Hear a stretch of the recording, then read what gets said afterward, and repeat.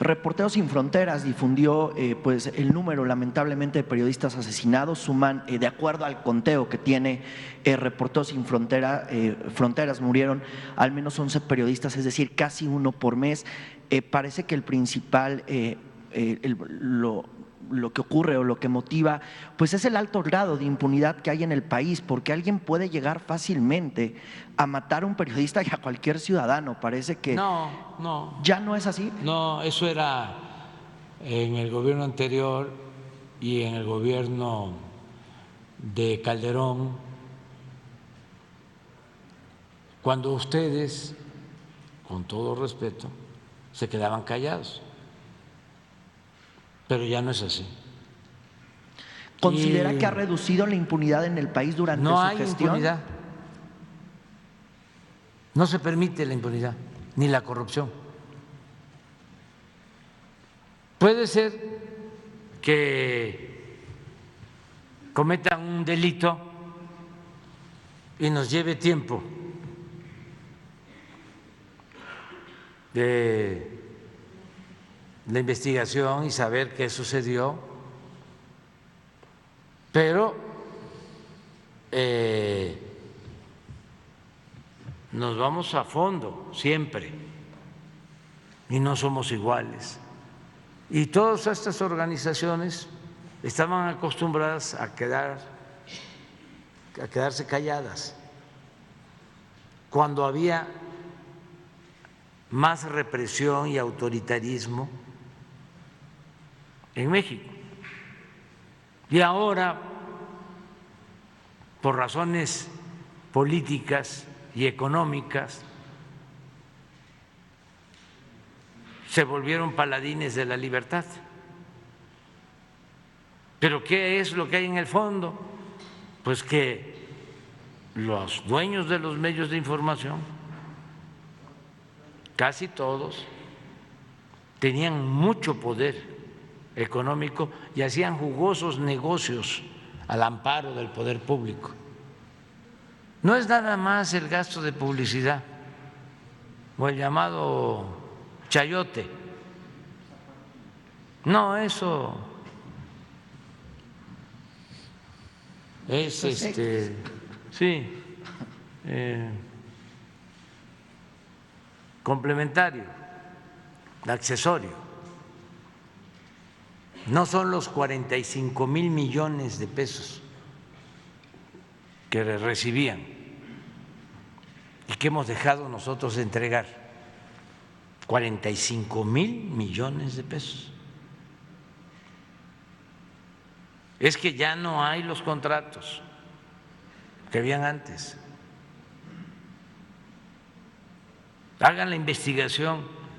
Cuando iban a construir el aeropuerto de Texcoco, le dieron a un medio de comunicación importante la construcción de la pista central del aeropuerto de Texcoco.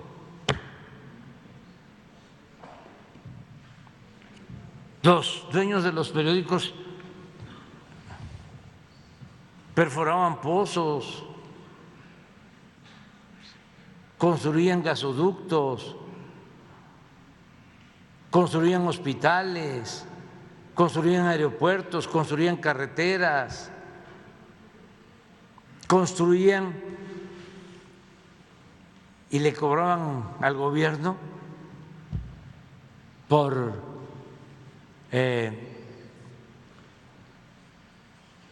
la operación de reclusorios. Estaban metidos en todo, en todo. Entonces están muy molestos. Pero no solo ellos, toda esa minoría rapaz que se dedicaba a saquear, a robar. Y el pueblo no contaba. Entonces, como hubo un cambio, de verdad, hay mucha molestia. Pero no es nada personal, es que pues ellos tenían tomado el gobierno era un comité al servicio de una minoría y ya no es así. Entonces están muy molestos y a todos les consta, a ustedes, desde que llegamos y empezamos a llevar a cabo los cambios, un día sí y el otro también, ataques. Y se va a hacer el aeropuerto Felipe Ángeles y amparos. Y se va a construir la refinería y amparos. Y se va a modificar la ley eléctrica en beneficio de los consumidores mexicanos y para que no abusen las empresas extranjeras y amparo. Y se va a construir el Tren Maya y amparos. Y padecemos todos por la pandemia y en vez de ayudar estaban como sopilotes esperando que los enfermos no tuviesen camas en los hospitales para poder hacer reportajes de la desgracia, del sufrimiento. Por eso cuando plantean lo de Ciro, de que pudo ser un autoatentado, no porque él se lo haya fabricado, sino porque alguien lo hizo para afectarnos a nosotros, no lo descarto. ¿Y si así fuera, cuál será la actitud que tomará el gobierno con Ciro Lo Gómez vamos a Leiva? denunciar si tenemos las pruebas. Sí, presidente, porque además Ciro Gómez Leiva se ha convertido… No, es sencillamente lo vamos a denunciar. Y sea quien sea, no hay privilegios. Y pueden ir a la ONU, irme a acusar con el rey de España, ir a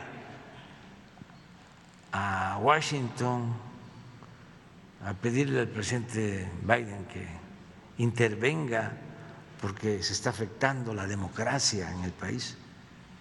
Nunca se había vivido un ambiente de libertades y de democracia en México como ahora. Nunca.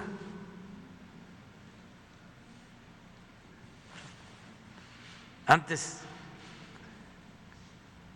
se atrevían a insultar a Peña, a Calderón. Nadie, todos eran, claro, con mucha hipocresía, porque ya cuando no les gustó Peña, lo agarraron como el payaso de las cachetadas, porque así son, chuecos. Pero sí se está haciendo la investigación de Ciro y vamos al fondo. No sabemos hasta dónde vamos a llegar. Y en el caso de los periodistas que tú planteas, porque son campañas constantes. Ayer estaba yo viendo un señor que escribe en el Face, es que recomiendo a muchos, ya no quiero decir sus nombres porque luego les va muy mal, los maltratan, pero hay gente muy inteligente hay una persona que habla de que existen, no sé, 20, 40,000 periodistas en México.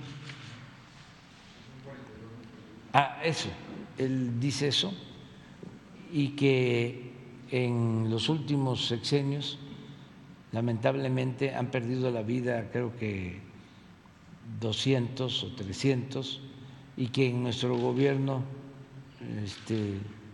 han sido, sí, pero él da datos que no coinciden con este reporte. Sí, sí.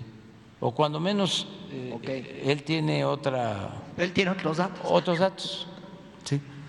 Pero es importante porque si no, ¿se acuerdan que un opositor venezolano, porque el tiempo pone a cada quien en su lugar, ¿no? Se fue a España. No, López. Leopoldo López. Sí, pero el papá. Y se volvió español, le dieron la nacionalidad española y compitió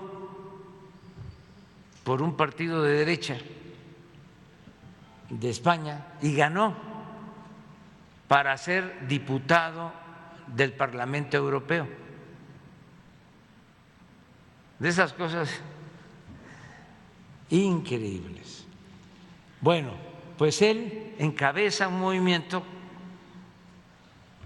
con conservadores mexicanos para culparnos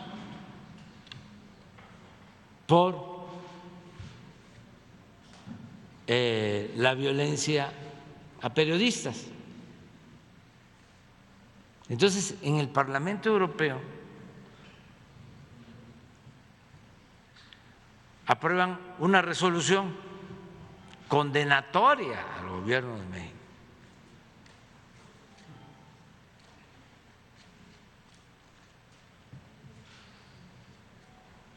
Mayoritaria,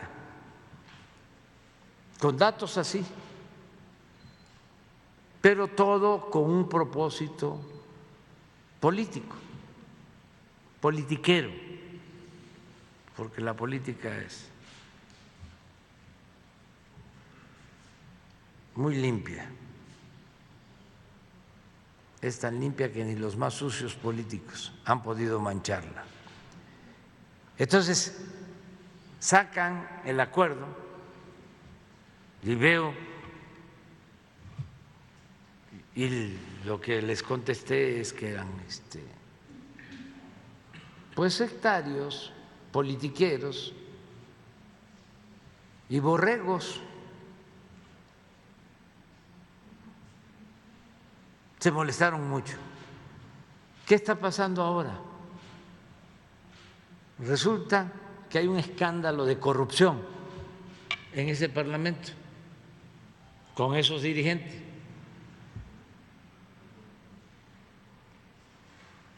Porque los conservadores, además de hipócritas, son muy corruptos. Les gusta mucho el dinero, su verdadero Dios es el dinero, los billullos. Entonces, hay que ver los datos bien y desde luego nosotros no vamos a permitir que se agreda ni a periodistas ni a ninguna persona. Vamos a estar cuidando a todo el que nos pida apoyo. Estos periodistas de más alto nivel tienen menos riesgos, son más blancos para desestabilizar, porque son famosos, y más si tienen diferencias con nosotros. Pero ¿saben quiénes son los que corren más riesgo? Pues el corresponsal del pueblo, el reportero de la fuente policíaca de un estado de la República. Ahí es donde está el peligro, porque ahí sí las banquetas son muy angostas, ahí no es que no van a saber en qué restaurante de Polanco estoy. No, y está complicadísimo. Ahí no se puede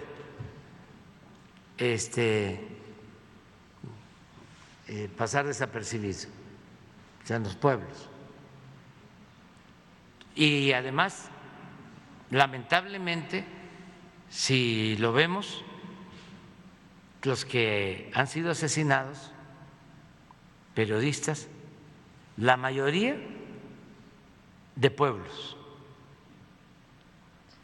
y no famosos,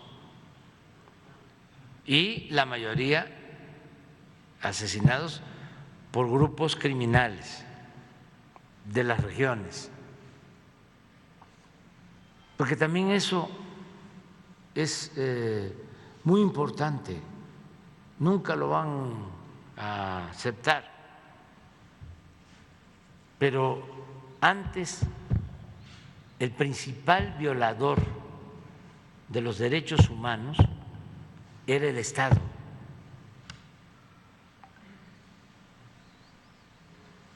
Y ya no.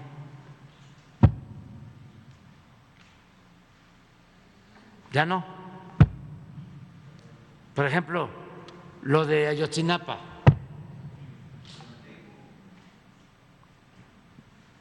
Atenco. Es el Estado.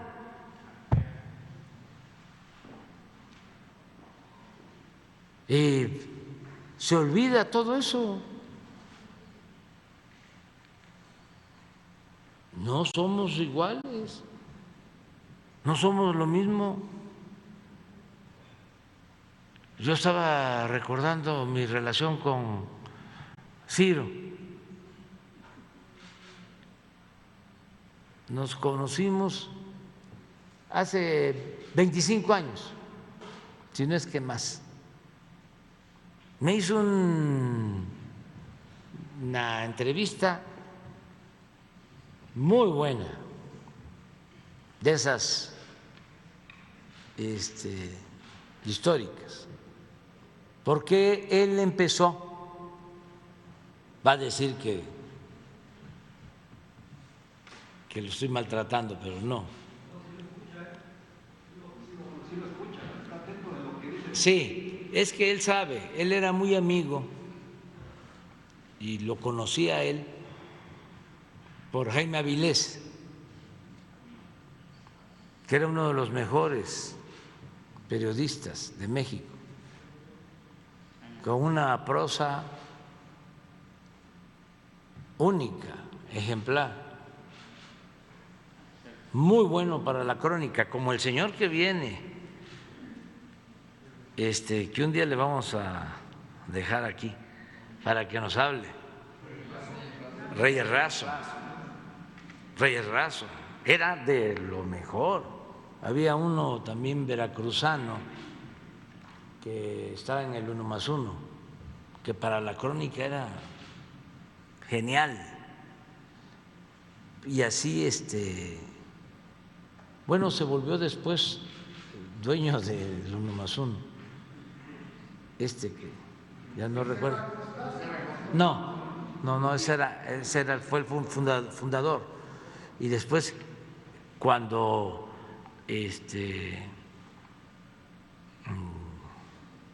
reprimen a Becerra Acosta o lo obligan a vender el periódico y se va, ya queda el periódico en Gobernación. Es que, de veras, los jóvenes van a poder conocer muchas cosas de cómo era el régimen tan autoritario. Bueno, era un veracruzano muy bueno, el de la crónica. Lo de Reyes Razo les voy a contar y después regreso a Ciro. No están ustedes aburridos, ¿verdad? Es que es interesante. Reyes Razo hace unas crónicas sobre la quina, cuando la quina estaba en su esplendor como dirigente sindical. Y son tan buenas, que utiliza ese material para hacer un libro,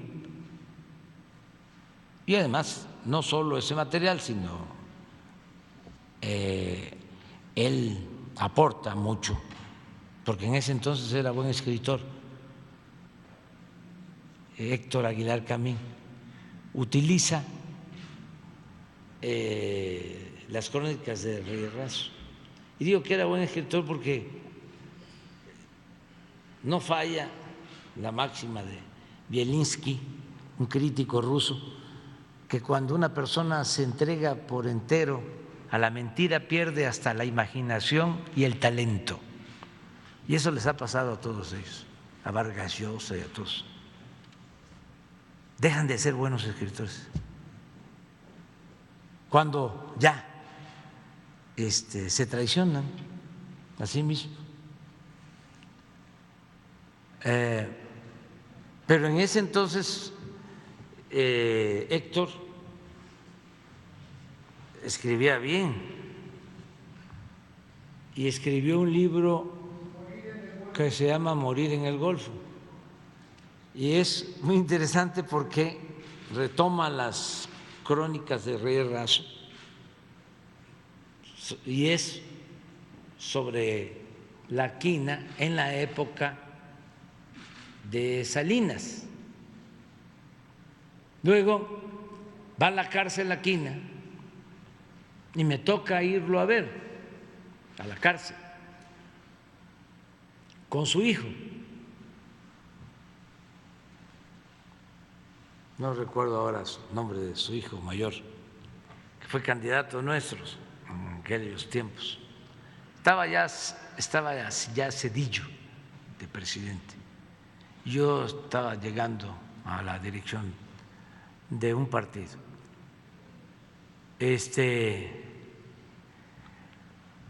Y yo leo en el libro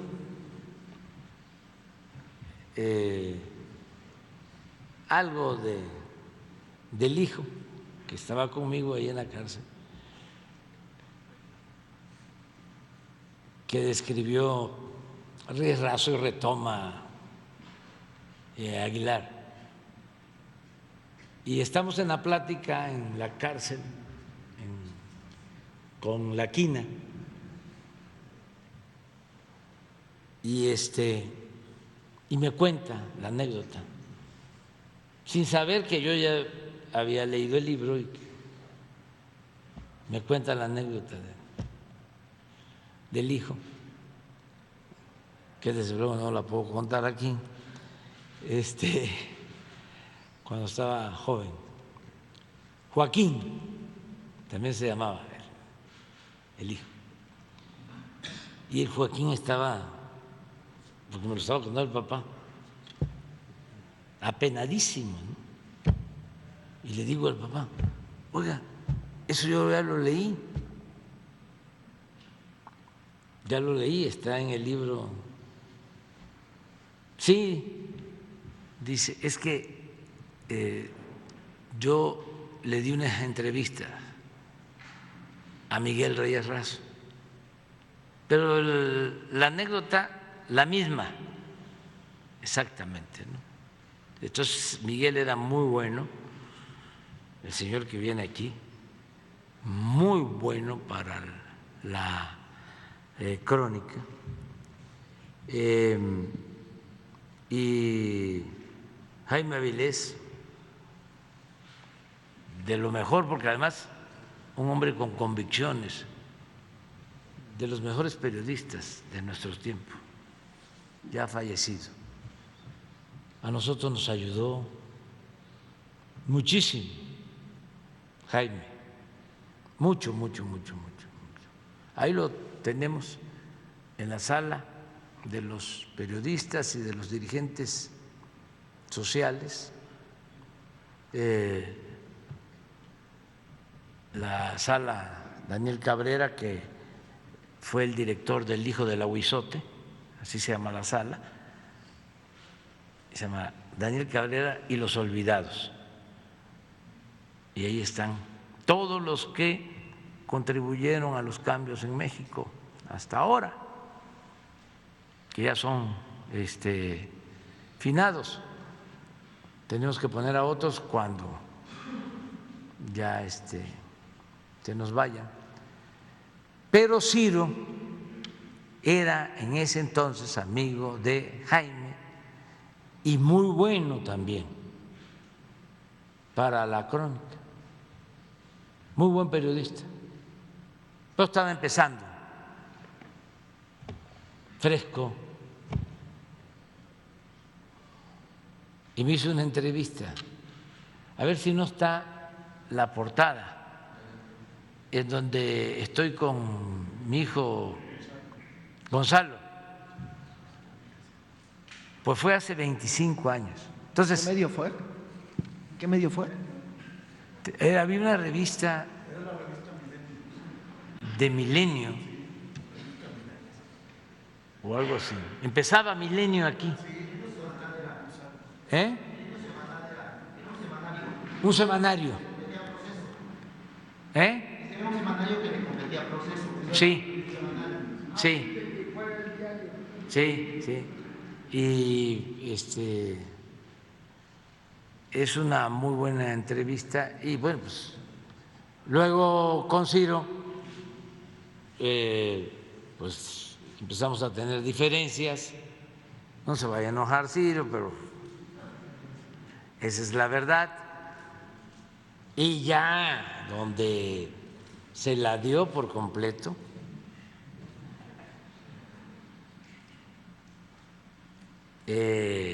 fue cuando Peña, desde la campaña, pero no solo Ciro, Milenio, y ahí estaba el que fue secretario particular de Zedillo, Líbano Sáenz, y estaba, yo no sé si Líbano o el que estaba del CISEN con Calderón. Entonces hacían, fíjense, Guillermo Valdés, no sé si Líbano o Guillermo Valdés, hacían una encuesta diaria. Y si revisan esa encuesta, Peña por las nubes, inalcanzable. Y sacaban la encuesta todos los días. Era como para decir, pues está muy bien, ahí nos vemos. Porque lo tenían arriba. Y sí, a Peña lo levantaron mucho, creció mucho por los medios, muchísimo, muchísimo, muchísimo. Pero estos todavía lo subían más. Yo traía 12, 15 puntos. O sea, en segundo lugar estaba la señora Vázquez Mota con 18, pero Peña traía 60.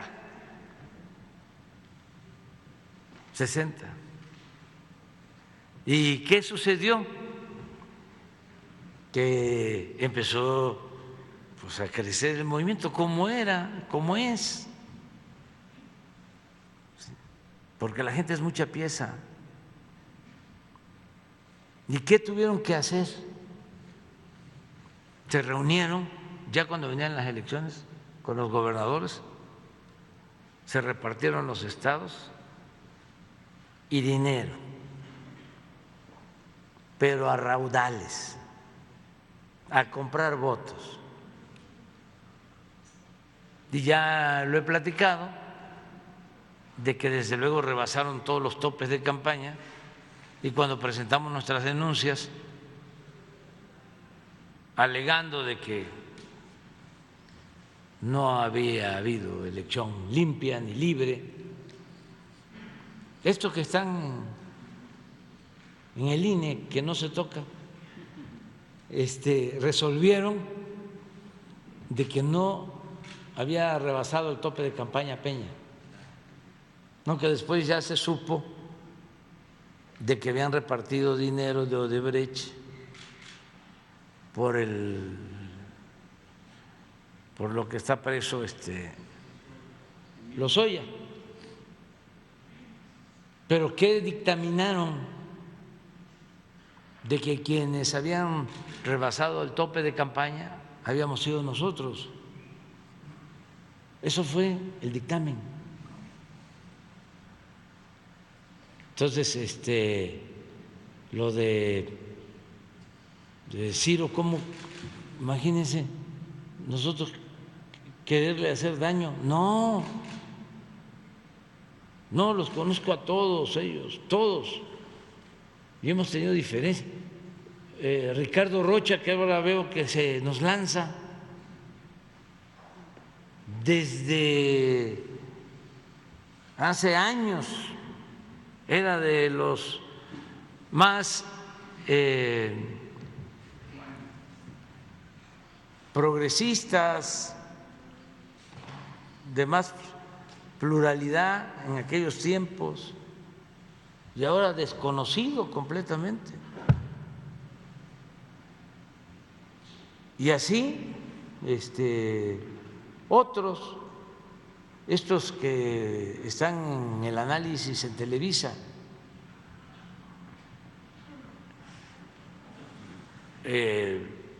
Riva Palacio, ese siempre en contra, porque a veces lo cooptó Salinas, como a Iriar, Pablo Iriar, los cooptó pero por completo, les dio cargos. ¿Cómo se llama la agencia que está todavía en polémica? Notimex.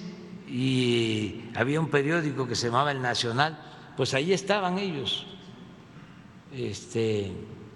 Iriar y Riva Palacio. No, Iriar creó un periódico que se llamaba La Crónica, cuando era yo jefe de gobierno, en contra completo. Una vez el finado César Buenrostro me regaló con su esposa una Navidad un reloj.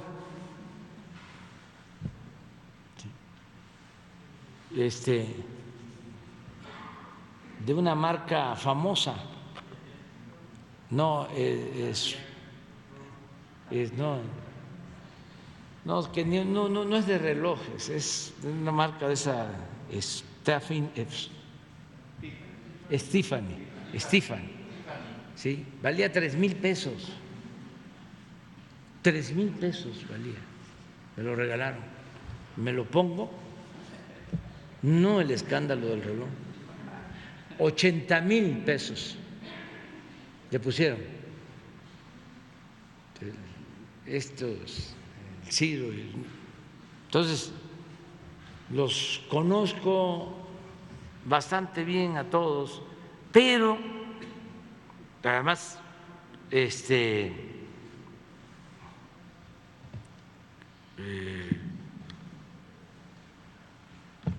considero que es su trabajo. Somos distintos. Ellos aceptaron estar en un grupo, hacer un periodismo en favor de un bloque conservador, y es lo que están haciendo. Nosotros estamos buscando una transformación, pero que esas diferencias nos lleven a que nos hagamos daños, no, de parte de nosotros no. Yo no odio, y siempre le digo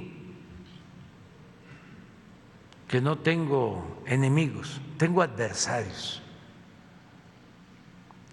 Y lo que quiero es que con los adversarios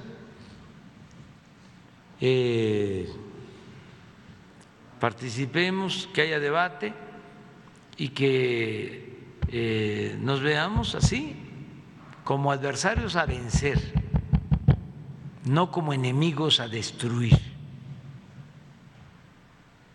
Entonces, esto por lo que planteas, ¿no? Presidente,